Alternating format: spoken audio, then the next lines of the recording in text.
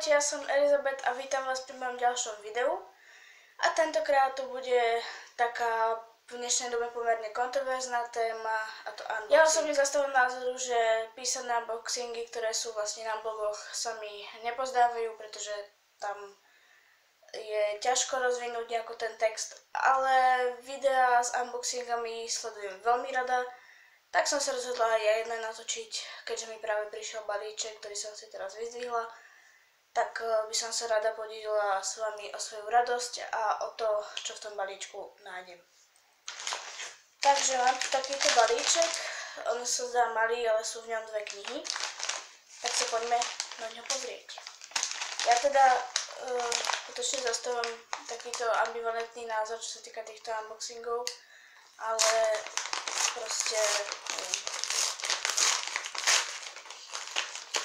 Tak, balíček otvorený a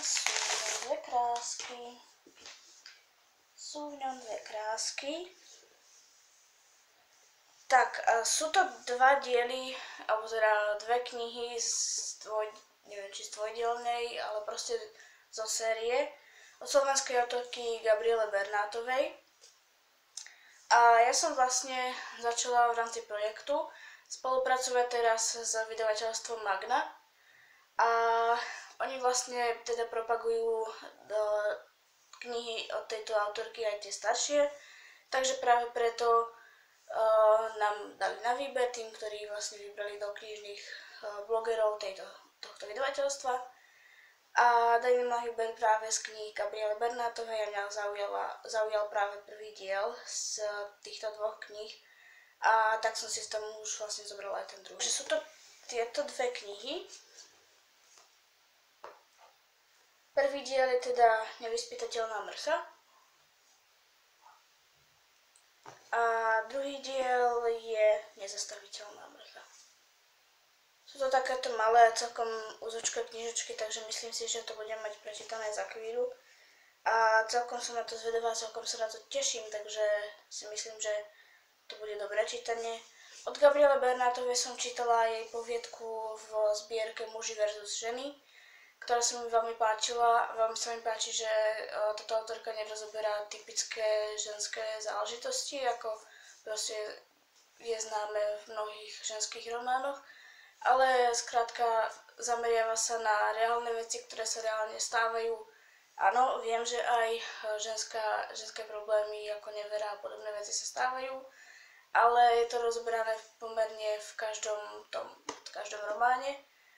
A osobne proti tej nevere v románoch nemám nič, ale ženský román, alebo proste román, ktorý pojednáva o ženskej postave a jej živote, ma musí zaujať a musí byť niečím jedinečný. Takže dúfam, že toto tak bude. A zároveň toto pojednáva aj o podsvetí, takže si myslím, že to bude veľmi dobré čítanie, keďže som prečítala a povedala, že budem šťastná od Adriany Gregorovej.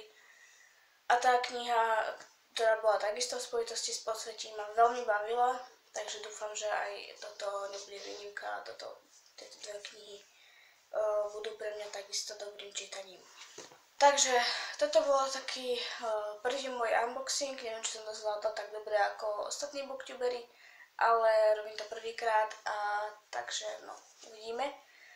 A ako som teda povedala, môj názor na takúto kontroverznú tému, ako sú unboxingy, poznáte. Je taký ambivalentný postoj, pretože zároveň v článkoch to nemusím, vo videách to mám rada. Dúfam teda, že vás video zaujme a že vlastne sa vyjadríte aj vy pod toto video vlastne na tému unboxingov. A zároveň by som sa rada od vás dozvedela, teda, či sa vám toto video páčilo, či by ste chceli ďalšie takéto unboxingy, lebo knihy mi domov chodia pomerne často momentálne, keďže som v plnom nasadení na projekte, takže je to dosť často. Takže asi miliónkrát, takže dobre. No, dajte mi teda vedieť, či sa vám to páčilo, či mám v takýchto videách pokračovať a či vás nejako zaujalo. Takisto mi napíšte, čo si myslíte o slovenských autorkách a či ste nejaké slovenské knihy čítali, ako na vás zapôsobili.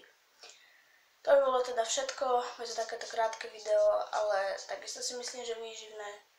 Takže majte sa krásne, čítajte a uvidíme sa na budúce. Ahoj!